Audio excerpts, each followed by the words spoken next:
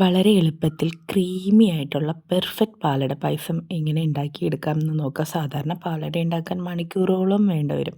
പക്ഷേ ഇത് വളരെ പെട്ടെന്ന് ഉണ്ടാക്കിയെടുക്കാം.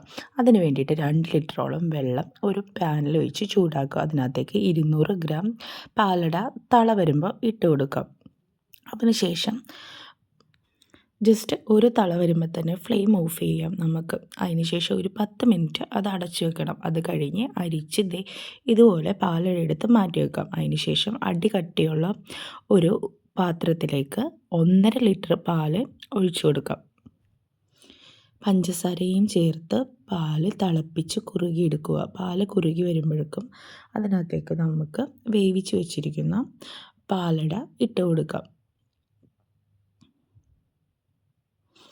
പാലട ഇട്ട് നന്നായി ചേർത്തിളക്കി അതിനകത്തേക്ക് വീണ്ടും 1 കപ്പ് പഞ്ചസാരയോളം കൂടി ഇട്ട് കൊടുക്കുക. പാലട പായസത്തിനായി 200 ഗ്രാം പാലടയും 1.5 ലിറ്റർ പാലും 650 ഗ്രാമോളം പഞ്ചസാരയുമാണ് എടുത്തിരിക്കുന്നത്. അടയും പാലും പഞ്ചസാരയും കുറുകി ഒരു പരുവമാകുമ്പോഴേക്കും നമുക്ക് ഇതിനെ പെർഫെക്റ്റ് ആയിട്ടുള്ളൊരു പിങ്ക് ഷെയ്ഡ് കിട്ടാൻ വേണ്ടിയിട്ട് നമുക്ക് ഇതിനകത്തേക്ക് ക്യാരമൽ ചെയ്ത് പഞ്ചസാര ചേർക്കാം. അതിനുവേണ്ടി ഒരു പാൻ എടുത്ത് അതിനകത്തേക്ക് 40 ഗ്രാം ബട്ടർ ചേർത്ത് കൊടുക്കാം. അതിനുശേഷം അതൊന്ന് മെൽറ്റായി വരുമ്പോഴേക്കും നമുക്ക് അതിനകത്തേക്ക് ഷുഗർ ആഡ് ചെയ്ത് കൊടുക്കാം.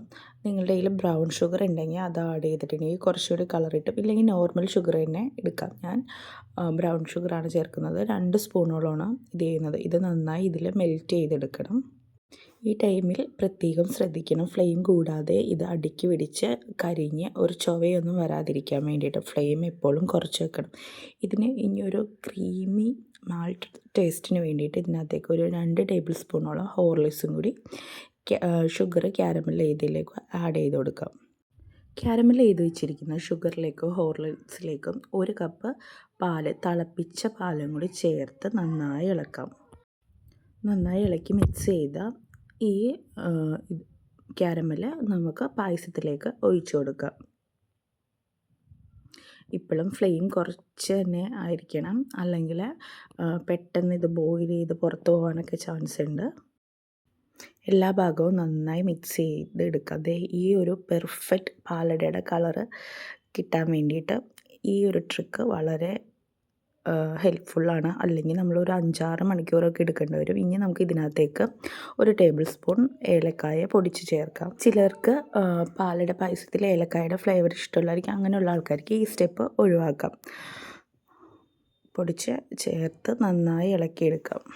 ശേഷം നമുക്ക് ഇതിനകത്തേക്ക് കാഷ്നട്ടും മുന്തിരിയും വറുത്ത് ചേർക്കാം. അതിനുവേണ്ടി 2 ടേബിൾ സ്പൂൺ ഗീ ഒഴിച്ച് അതിനകത്തേക്ക് കാഷ്നട്ടും മുന്തിരിയും ഇട്ട് അതൊന്ന് വറുത്തിടാം.